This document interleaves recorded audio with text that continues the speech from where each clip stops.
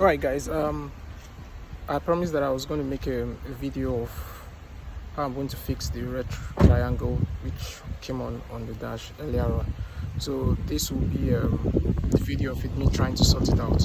And if you're yet to subscribe, please do so, subscribe, and also click on the bell so that you'll be notified every time I put up a video. And mind you, my video might not be professional as you think, because it will be happening, things might come up when I'm driving, so most of the times I will have to be using my phone to do that. So I just wanted to create that environment, so don't expect a professionally edited video, because it's going to be an everyday thing to tell you how I go about it. And let's get started. Alright guys, so not to bore you with the details, what I'm going to do now, I'm going to disconnect the 12-volt battery. Once I do that, get this particular part open so that we can see the main battery. Alright, so I'm not really going to bore you with all the details. You can get all that from the internet.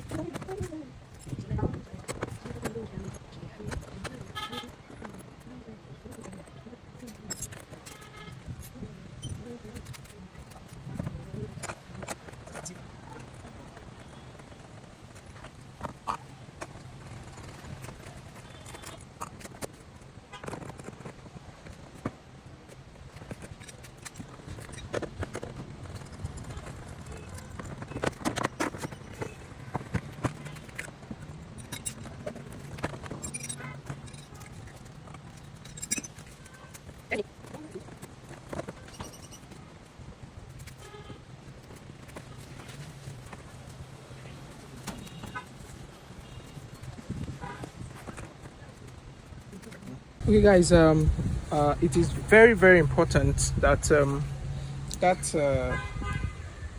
that service plug be removed before you work on the battery or anything. It is very, I can't stress this enough, very important you remove that, so as to should I say, minimize the risk of getting electrocuted. That plug, once you disconnect it, disconnect the batteries, so that you don't stand the risk of getting shocked. So that's what I'm going to do now. And we are going to remove the brackets holding the battery in place. We're going to remove the bolts and the nuts. We're going to remove all of that. I'll try as much as I can to document every of the process as much as possible. So just wanted to point that out. You pull it up, then pull it to yourself so that you can remove it. Very important that this be removed before you start losing the battery. I've unplugged the 12 volts, and this one I had to unplug this service plug so as to avoid electrocution.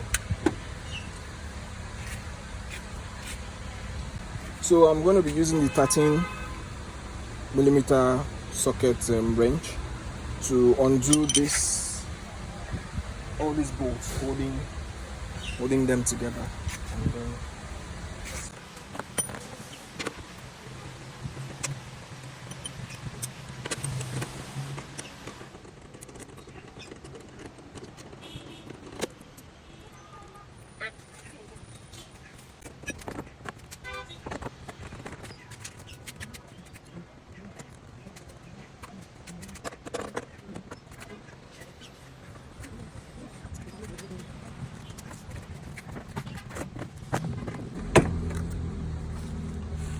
So at this point you have to be careful that for the light there's a socket here that needs to be pulled out.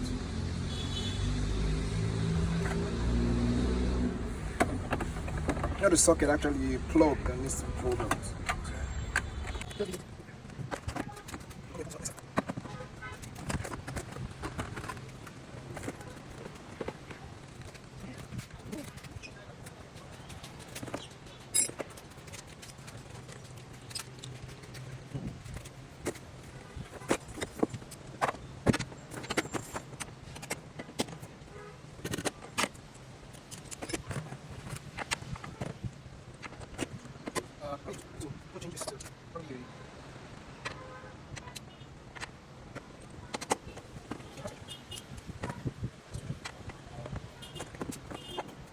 So apparently I've been using the wrong socket wrench. It's actually meant to be a 12, not a 13 as I had earlier mentioned.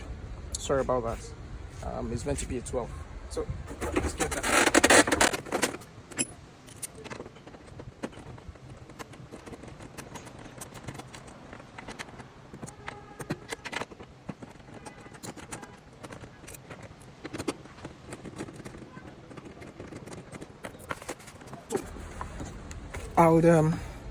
I'll remove all this.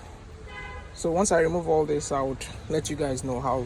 I have to pause the video so I can get this, not to waste anybody's time. Get this sorted out. Then once it's time to bring out the battery, so we can check it, I'll let you guys know. All right. For me to be able to access, there are screws behind. Let me just stick you guys behind so you can see what I mean.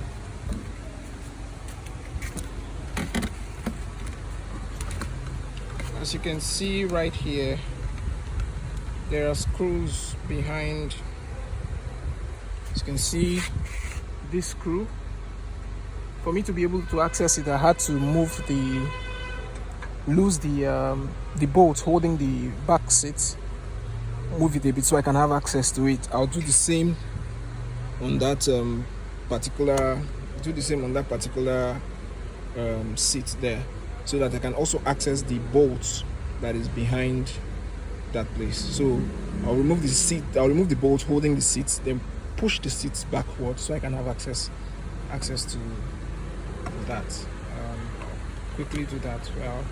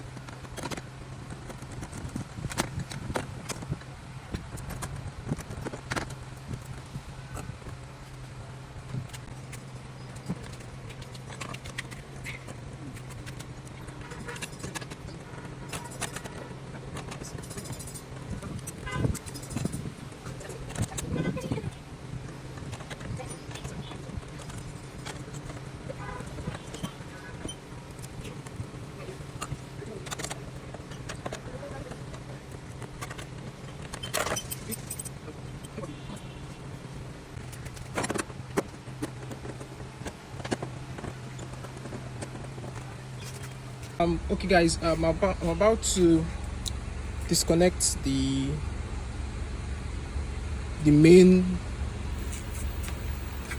wire, the wire that comes in that sends electricity to the vehicle. So I'm about to disconnect it, and remember, we've unplugged the service cable, right? So service plug rather. So I'll just remove that and we'll bring this out. And some of you might be wondering, how do I know that the fault is from the battery? And like I said before, it's something that we've done before, and the error code we had was isolation fault. So what that simply means is that somehow something is grounding, either two wires are bridging or something. So, and from our previous video, if you check up here, from our previous video, you found out that one of the battery at the last end, the end was leaking. So as a result of that, it touched the sensor, bridged one of the sensors. That's why we had that fault. So what I want to do now, I want to check to be sure that the same thing isn't happening again. That's why I came to this battery first. You understand? So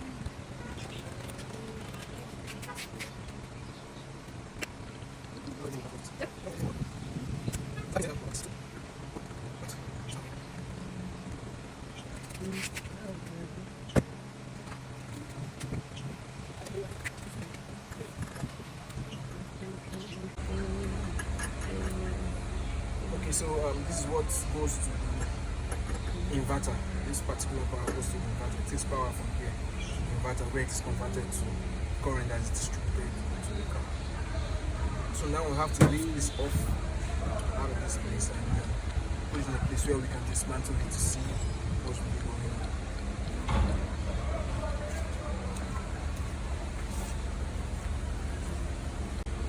on. Alright, we'll have to disconnect some harnesses here. So,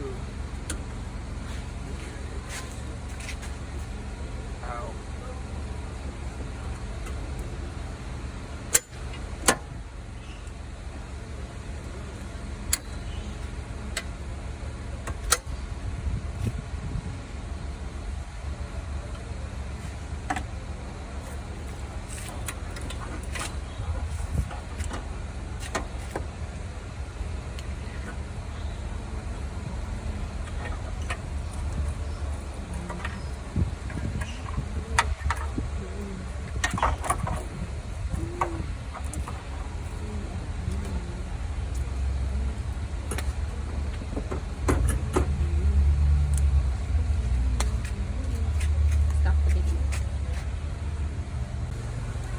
Wait, let's leave this note.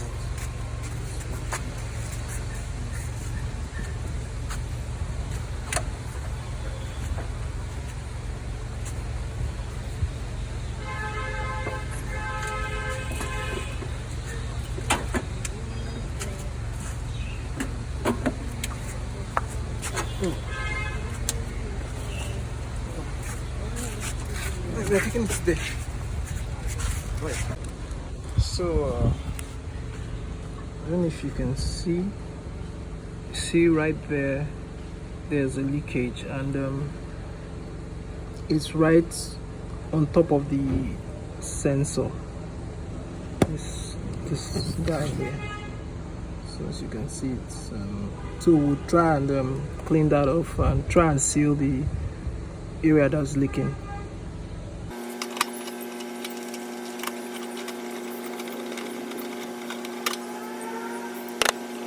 Alright guys, sorry for the noise around. What I've done, I've been able to lose the surrounding bolts. Like I showed you earlier on, this is what is actually, this particular battery is the issue, is the culprit. It is leaking and bridging the sensor. That's why I'm getting the isolation fault. So what I need to do now is remove this particular one. And to do that, I need to unbolt these two, this and these two. Now, one thing I want to point out: this harnesses needs to be unplugged. This harnesses needs to be unplugged from the battery ECU rather, so that if at all anything there's a bridge or somewhere, it won't affect this. You know that you're dealing with individual cells. So that's why I had to unplug this input right here. So what I'm going to go ahead and do is to remove it and find a way to see if I can block mend where it's leaking. You understand? Because there's an escape of fluid. So let me see if something I can do. Otherwise, I'll have to replace it. Alright guys, this is what I was talking about. You can see you can see how it has eaten up into the sensor. This thing is actually meant to sense when the battery temperature is high, so that it can trigger the fan to cool it. So probably this sensor has been breached such that it is causing an isolation fault. So that's what we are going to sort out and try and as much as possible to close the leak where we have the leak. A few moments later, I was able to do some bit of mending. Might not be nice to the eyes, but I mean, definitely got the job done. Sealed the areas that were leaking.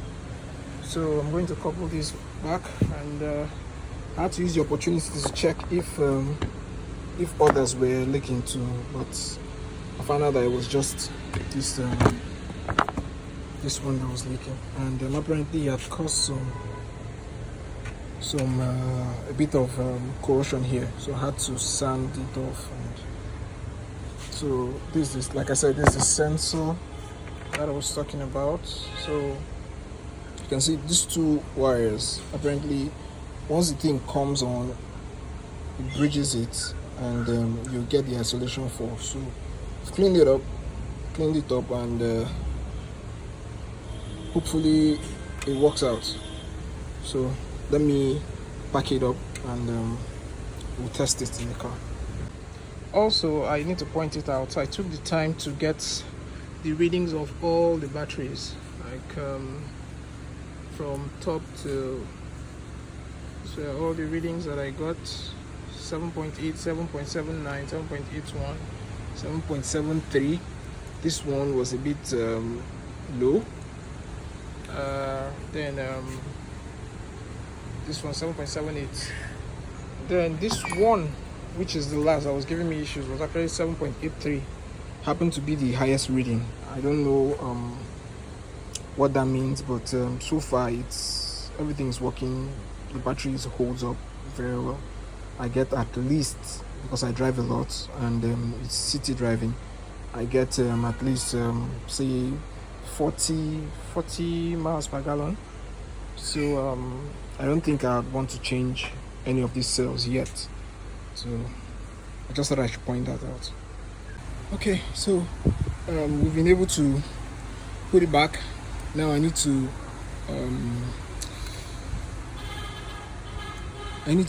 put back the connectors and then quickly couple it so that we can test it first to see if it works.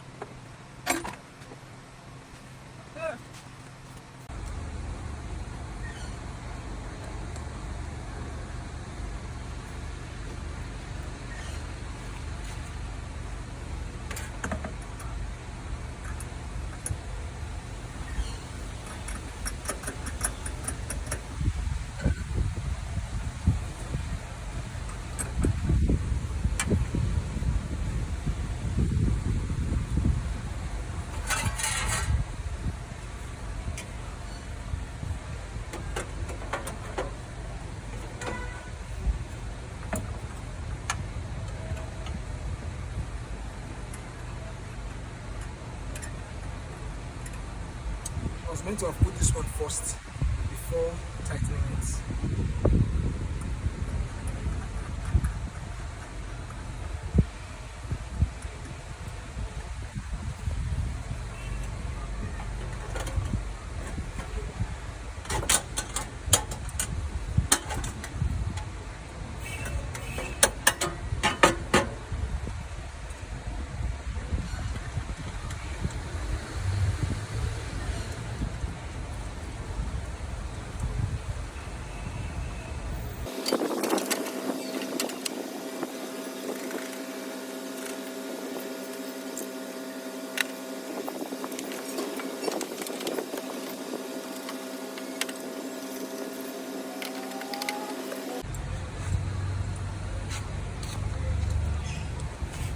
So before we couple it up, we've gotten all the harnesses connected.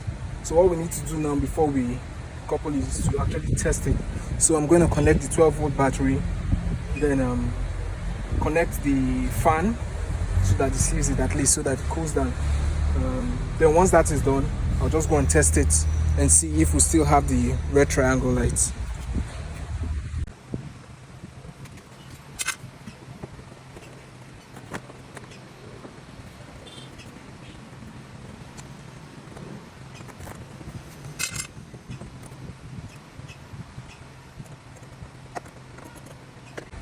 Okay, so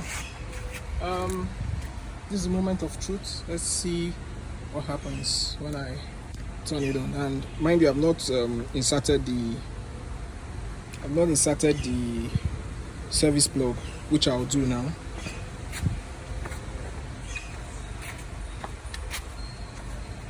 So this is the service plug.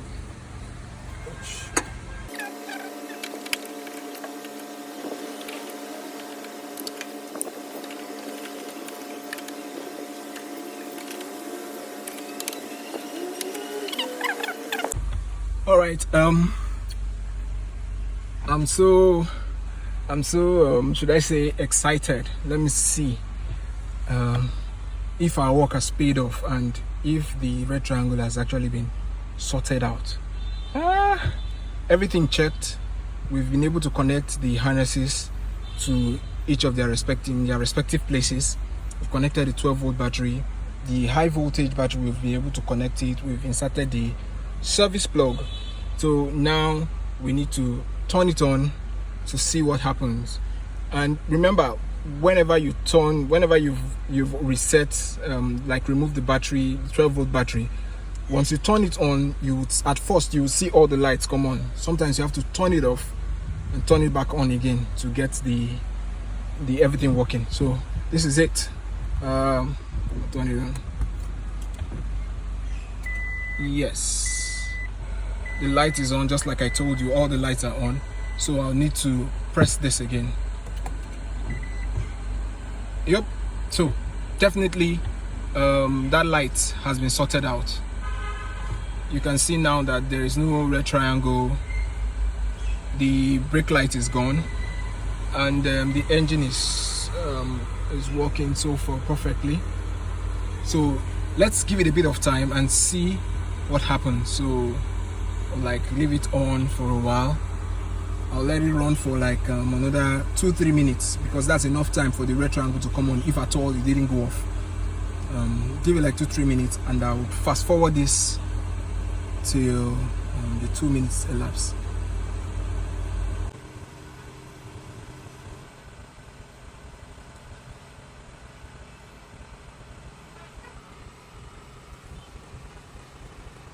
Oh, and by the way, let me use this opportunity to talk about my climate control button. When I got this vehicle, the climate control button wasn't actually working. So I tried as much as I could. So I had to depend on turning on the automatic. So, and you know, with the automatic, you can't really do much. Whatever the car gives you is what you take in terms of AC. So after a year of usage, I decided to use the opportunity to sort it out when I got my evaporator fixed. I used the opportunity to sort this out. And apparently the issue that I had with the climate control button, then it wasn't functioning. So all I had to do was I looked for something like this power button that you normally see on maybe toys that has this presser in it. So all I had to do was change it, and voila, my climate control button started working. And apparently when I went to the technician, when I went to my mechanic to sort it out, they told me I had to change the whole display unit, and of course I didn't have that money, so I had to do it myself. And apparently all I had to do was change that particular button, and the climate control button now works. So I had to turn that put that on. Now you see we've been on for about almost 2 minutes, so the light hasn't come on, so which means that we've been able to sort this out. If you're yet to subscribe to my channel, please do so, and don't forget to hit the bell button so that you get a notification every time I put on a video.